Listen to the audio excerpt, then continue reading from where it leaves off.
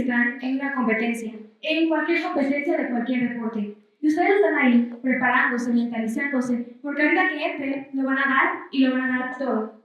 Cuando de repente su entrenador viene y les dice, déjate perder. ¿Qué harán ustedes en ese momento? Bueno, eso me pasó a mí, en una competencia de taekwondo, que es el deporte que yo practico. Y cuando mi maestro vino hacia mí y me dijo aquellas horribles palabras, me dijo que lo tenía que hacer porque con la persona que yo iba a competir no era parte de mi misma escuela, sino parte de la misma institución en la que yo estaba. Y me vino con el cuento de que esa niña estaba muy triste, de que tenía depresión, de que quería dejar el taekwondo y quién sabe cuántas excusas me inventó en ese momento.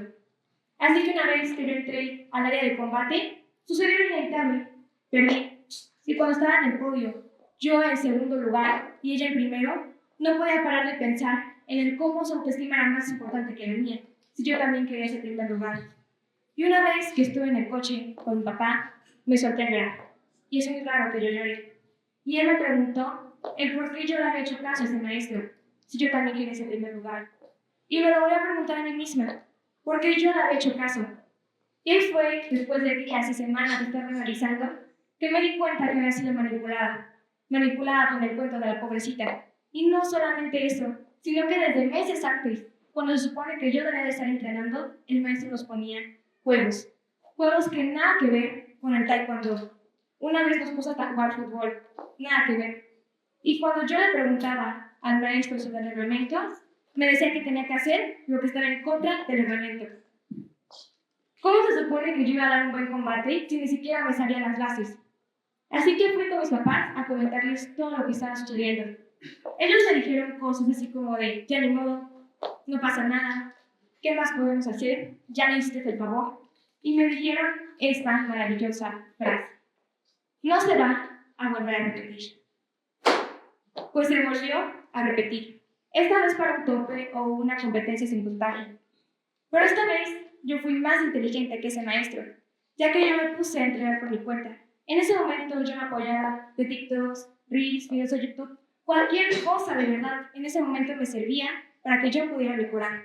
Y un dato muy interesante es que yo aprendí a hacer las patadas de giro yo sola, cosa que para mi cinta y el grado en el que yo estaba, se supone que ya tenía que haber sabido.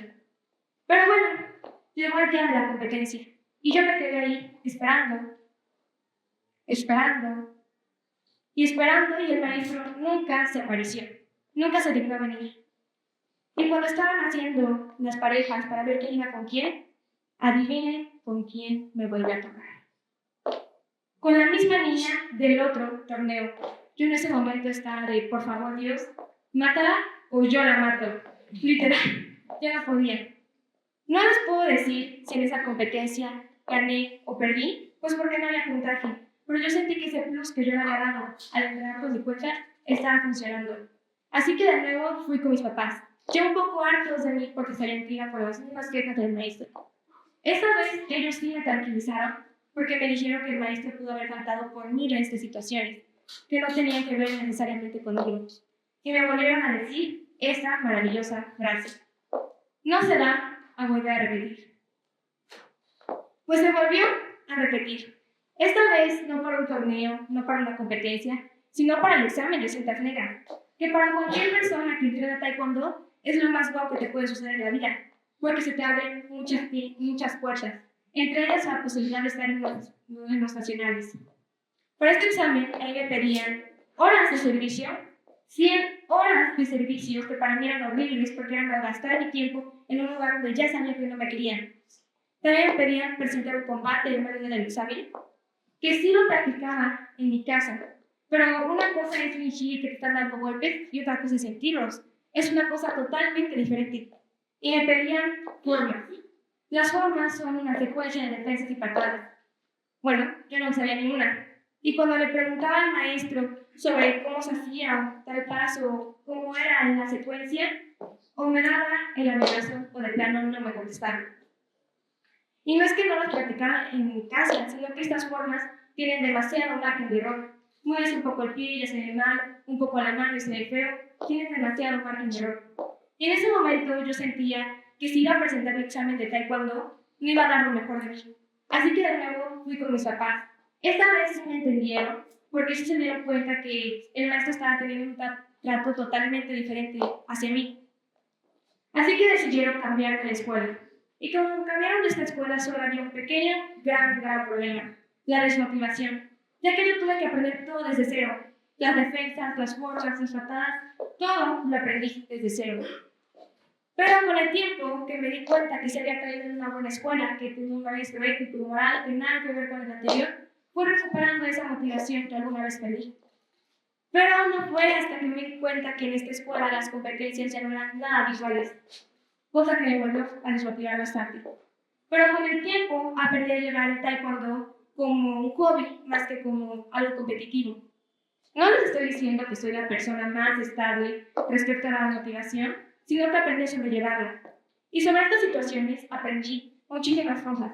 Una de ellas es que una cosa es perder por falta de esfuerzo, ya que cuando tú pierdes por falta de esfuerzo, eres autoconstructivo. Dices, che, aquí me fue mal, aquí también, pero si lo practico en mi casa, si entreno un poco más, tal vez a la siguiente vaya mejor. Y es un gran tal vez.